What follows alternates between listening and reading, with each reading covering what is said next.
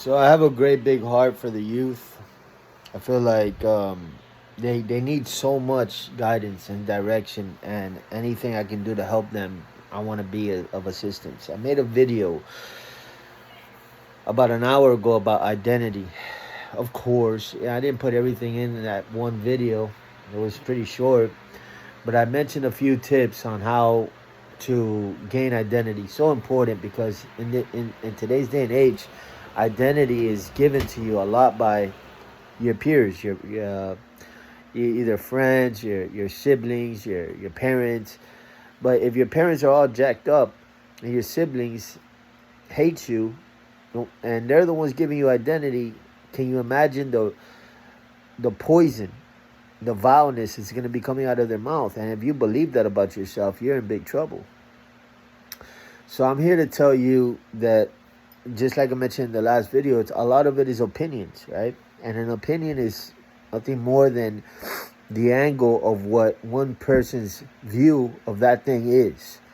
It's not based on fact or truth. It's just an opinion. It's like, well, I think this. Well, and then another person says, well, I think that. And they're clashing. Those two belief systems are clashing. And who's to say who's right and wrong? It's just a belief system. It's just that. So authority is the greatest belief system you could take on for yourself. Authority has to do with you taking ownership of your own thoughts, of your own actions, and of your future, and looking at yourself as you are, say, you are a project. And when you look at yourself, you say, okay, I'm not where I am. I'm not where I want to be right now, but I'm a project. So you give yourself grace. Part of this life, you're going to find that you have to make room for grace and forgiveness and mercy, right? You're going to fall, you're going to fail, you're going to mess up, you're going to make mistakes. And those things happen to everybody, every one of us. You see all these gray hairs? I make mistakes, and I've learned, and I still make more mistakes. So only because you see white hairs on a person, don't think that they have it all together. They don't know it all either. So, but what we do, what older folks do have is experience. And so we've made a lot of mistakes and errors. And then our job is to then give you the baton and hope that you grab it. But when we give you the baton, it's basically everything that we learned. It's like, here, don't make the same mistakes I made, right? So in this video, I just want to share with you some of the things that I picked up on over a period of time and share it and see, if it helps somebody. Number one, friends are not a dime a dozen. They're not everywhere. They're not around every corner. If you're young and you're like a teenager, you may think that those 20 people surrounding you yelling chug, chug, chug while you drink a beer are all your friends. You may think that.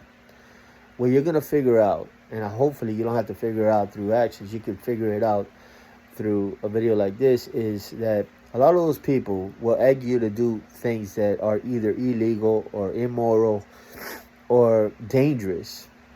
And you could possibly lose your life in the process. Maybe playing chase, like in a car, a head-on collision, and it's like playing chicken and all of that. And you could be egged on to do a lot of different things, right? Just different stupid stuff. When you're young, you don't think things through. So I would start there, and I would just say that one of the things that older folks have going for them is that we think things through before we ever step one step. We thought 7 steps ahead. So if somebody proposes to me an idea to go into business with them, where somebody would say, yeah, that sounds great, let's go. And they already, I don't know, say maybe they have some money saved up and they want to throw it into that business. Somebody like me that's a little older, but look, size up the person that's talking first of all. Size them up, right? And see what they have going for them. See their intellectual value. Everything plays a role. Everything from how they're dressed to how they're speaking, right? To their background, to how much money do they have, to what the car they're driving. All of these are little pieces of the puzzle to whether or not I'm going to get in business with them. Right? Now, mind you, when I'm saying all of this, it has to do with me gathering up information about the individual. So if they're telling me that they're making millions of dollars and they want me to join them, but they're driving a Honda Civic, that's what I mean by the car and stuff like that. So everything kind of ties, or if they're saying I'm a professional and this and that, but their pants are saggy and they're just slurring and talking gibberish, then I'm going to say, well, 1 + 1 doesn't equal 2 here. It doesn't make any sense. So something's off, right? So then you peep game. You read. As you get older, you're able to do this better and better, so that you're able to not be cons and stuff like that. So, like, some advice for the youngsters is think things through before you just jump into something. And then this is not about business. This is about, like, maybe getting into the car with that person that's going to pick you up. And, there was this one time where I was telling my little cousin to come with me to a strip club, and it was my birthday, and I was a dumbass. There's no other word for it. And I would love to drink and drive back then. I was, a teenager and this and that. I had a lot to prove. That's another subject all by itself. I had a lot to prove. I wanted people to like me. I wanted attention, all of that. Let me make a pit stop right there real quick and just say that all of that is a big old mirage. It's an illusion. The fact that people give you all this attention, really, I found out later on that it's spiritual. Like, there's demons egging you on through the people. Now, the people look like your friend or whatever, but they're egging you on to do something that the demon knows that it can lead to your destruction. So they're like, yeah, do it. And what you'll find is that when you do it, whatever it may be, if there's a problem, everybody scatters, everybody runs away, and you're there holding the gun, or you're holding whatever it is. Like, everybody leaves so fast. You would cockroaches don't have anything on a person when the crap hits the fan. Like, you know how when you turn on the lights and cockroaches scatter? Well, people are like that. When there's a problem, everybody runs and says, hey, what happened to faithfulness and what happened to loyalty and what happened to you're my ride or die? All that went out the window for the most part with most people. And very few people are loyal. So lesson number 1 is not everything is what it seems. I've learned the hard way that this life is full of a lot of illusions and a lot of mirages. This is going to save somebody here. When I used to watch people smile, I attributed their smile to them being happy. And so if I saw somebody drinking a Corona beer and then they were smiling, I would say, that beer's awesome. I have to buy some of that beer. Evidently, that beer makes you happy. Because look. So and there's a lot of illusions like that. A lot of mirages. But then I would go grab myself the same beer, drink it, and feel lousy. Not knowing that sin equals death. Not knowing that I was polluting and contaminating my body. I was bringing myself under subjection under a law, a spiritual law that had to do with the dark side. And I was feeling all the elements of these demons coming on me and ambushing me, etc., because I opened the door to them. And then I was just like, man, this Corona beer, it tastes good, but I feel lousy, you know what I mean? And so sin will make you feel lousy. And I wish somebody would have told me this growing up. I wish that somebody would have broke down things to me, that darkness is not good. Like these haunted houses that they try to masquerade it as fun or exciting or something like that. It's not good. The Ouija board, not good. Horror movies, not good. And what I mean by not good, I mean that it's foolish, it's silly, it's stupid to go into that direction, because you're only going to come out of that experience being hurt by it in one way or another. right?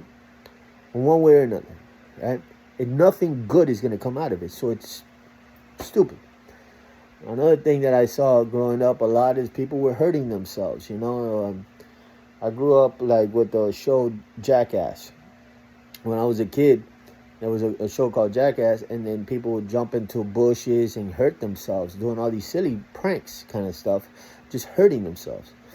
And so the title really sticks because you gotta be a jackass to do all that stuff, right?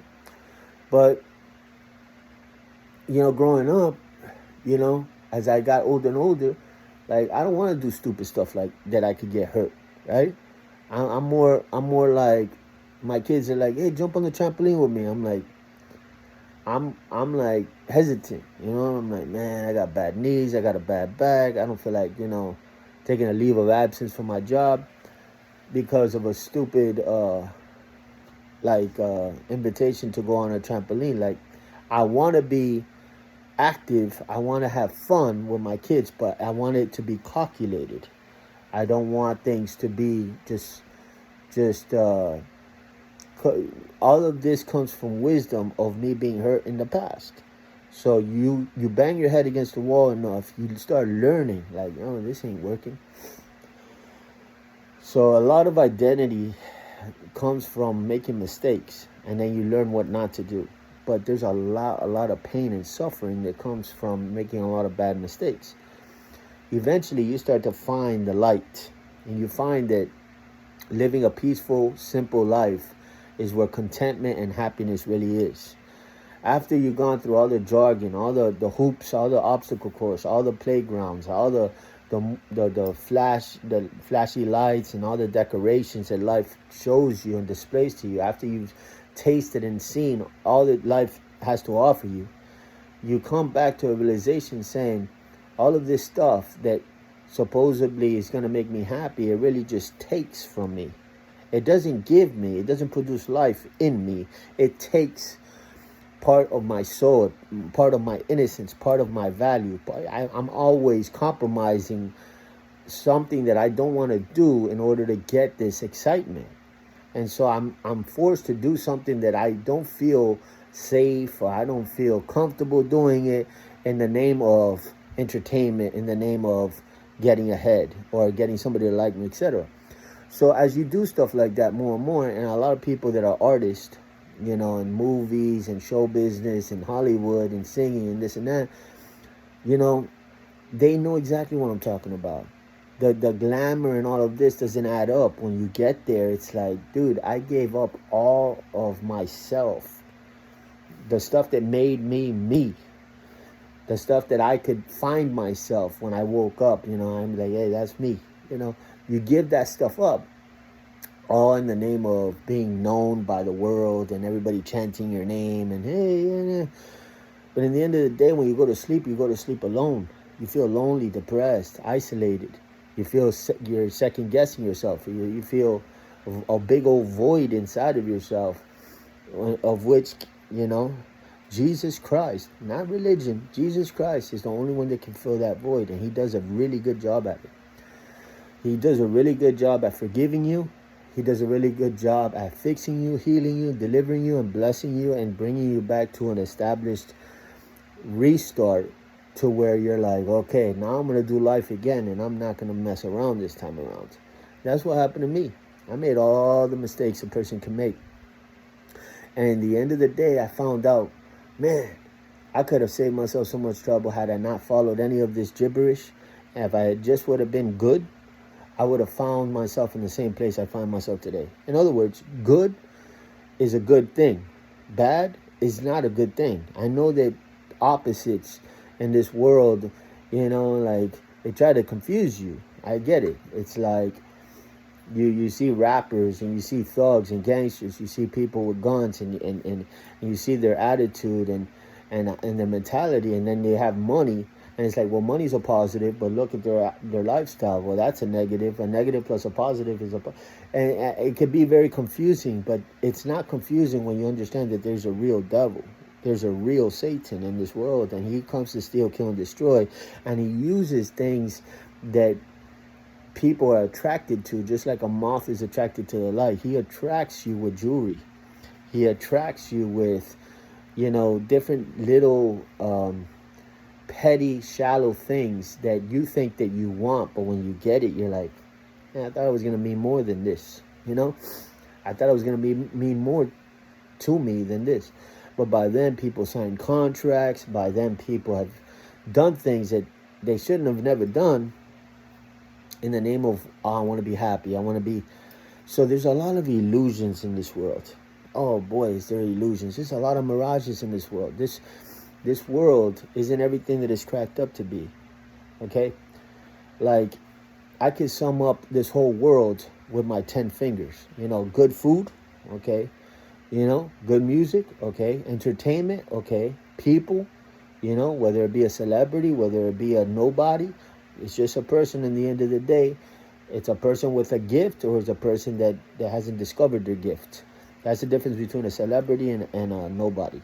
Is that the celebrity, hey, I have a gift, and then they're known for that gift. That's the difference, right? But television plays a lot of games with us. You see them on TV, and then when you meet them in person, it's like, But really, in reality, you go home with them, you spend time with them, a week, 2 weeks, 3 weeks, 4 weeks, your admiration will drop with each and every day, because you'll say, you're just a normal person. You go to the bathroom just like I go to the bathroom. You eat similar foods. You talk similar. You act. It's all like human stuff. It's like nothing greater than just that. And so there's a lot of illusions, thinking these people go to this heavenly kind of realm when they get off the stage and all of this, that they enter into this portal, and they're just like in this heavenly, and they come from the portal, and then all of a sudden you get to have a taste of them. And it's almost like, oh, there's such a star.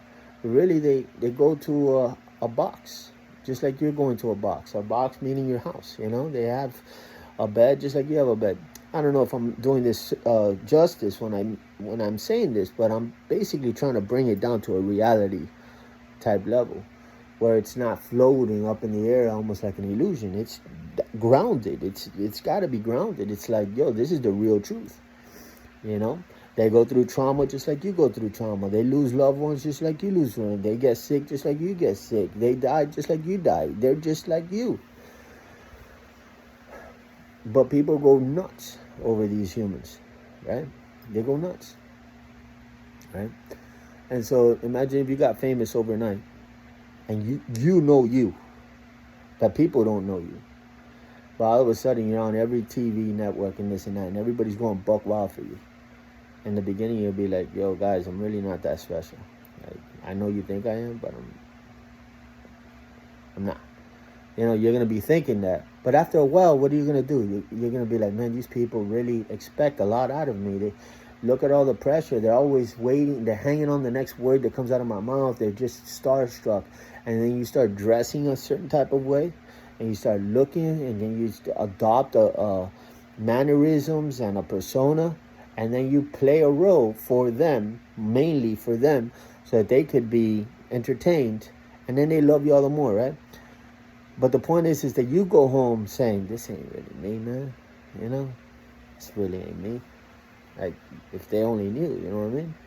But, yeah, welcome to Hollywood. Welcome to actors. Welcome to, stars and this and that. So, let me wrap this video up and just say that life in general, just looking at it from a very practical standpoint, happiness is something that most people would say, yeah, I want happiness. Okay, well, you know where you find happiness? In simplicity. You find happiness in simple things like family. Just being around your family, right? If your family hates you or you hate your family, etc., you got to fix that. You got to be forgiving, merciful, graceful. You got to find reconciliation. You don't have to hang around with them and this or that, but it's good for the heart to forgive and all that. And then also God can forgive you. But then if you don't like your family, then you get around people that you do like, right? And then you find happiness in simple things that are free. You don't have to pay for that. And then also the simple life, and then just keeping things, to where you can find it, like life becomes very mundane in the sense that you just want to be able to put something here and find it in the morning. You know what I mean? That equals happiness for some people. You know what I mean? Like not living in chaos, not living disorganized, not living out of place. Being balanced, being healthy, being fit, being on top of life, not letting life be on top of you. Paying your bills. Some people just find that if they're able to check off all the boxes, they're like, you know what, man, life is pretty good. And for other people, they go to nature and they find life in nature, and I think nature is wonderful.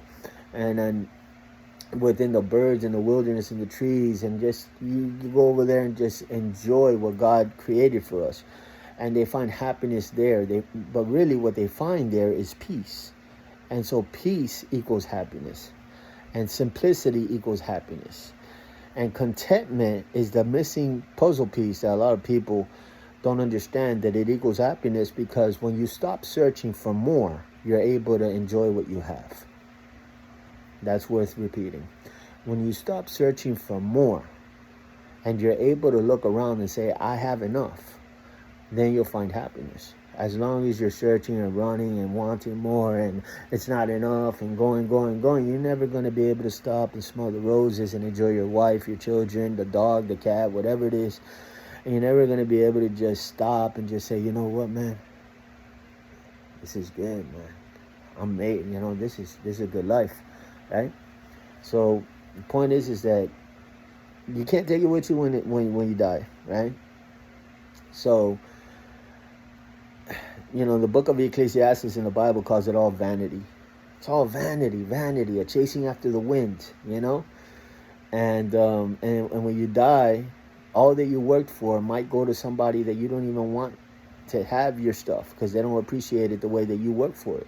So then there's that. So then when you put things in perspective, what really matters is your health, your well-being, your sanity, your peace, your loved ones, and serving one another. Why serving one another?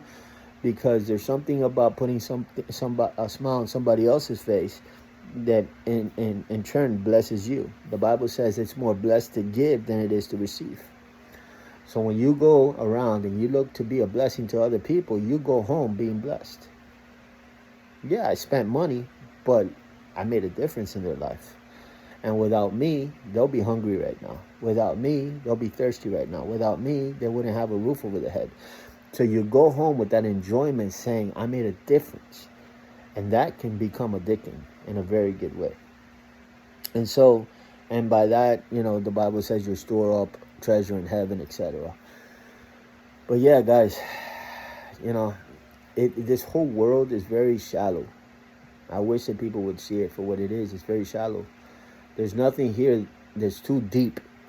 What's deep is the meaningful relationships that you have with one another, right?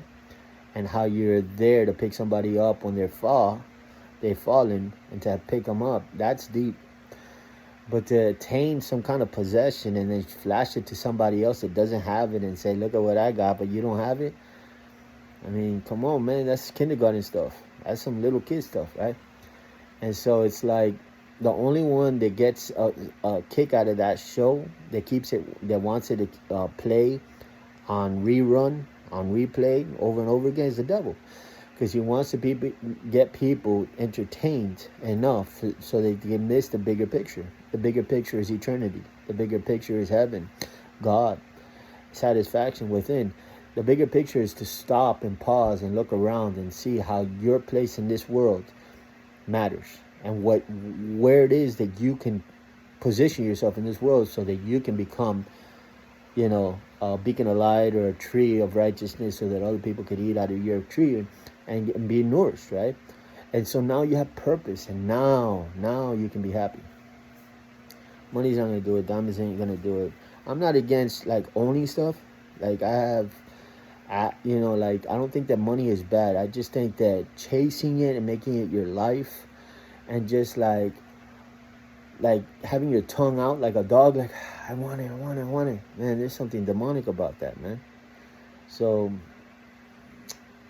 it's just prioritizing things that to make you happy, to climb the ladder of life. You have to understand what I just said is true. That's how you climb the ladder of life, and that's the staircase to heaven. So understanding that the shallow things here ain't gonna do it, man. So that homeless guy that you see begging for money, begging for food, feeding that guy, giving that guy something is better than going grabbing yourself an alcoholic beverage. The alcoholic beverage is what Satan will say, this is the better thing. But God says taking care of him is the better thing for your soul, for your spirit, for your heart. And so some people want to feed their stomach, other people want to feed their heart. Some people want to feed their soul, other people want to feed, other parts of, they're looking at life from different angles, But it's so funny that the people that feed their soul, the people that feed their spirit and their heart, they're satisfied. And the people that are always chasing possessions and money and this and that, they're always restless, always tired, always searching for more, and they just never content. And if you search them and you analyze them, if you do inventory in their life, they really don't have much going for them because they sold so much of themselves and so much of everything that does matter to get to this point. And it's all an illusion in the end of the day. And they would tell you, I'm not, like I'm chasing this, but I'd give it all up if I could have again what I had once upon a time. When I had my wife, when I had my kids, before I got divorced, and became a millionaire, I would give up the millions to go back to a simple life where my kids would hug on my legs when I walked in through the door, and said, Daddy, something simple like that, man, will make your day. So I'm not here to guilt or shame anybody, but I am saying what matters and what's important and how to view life from the proper perspective.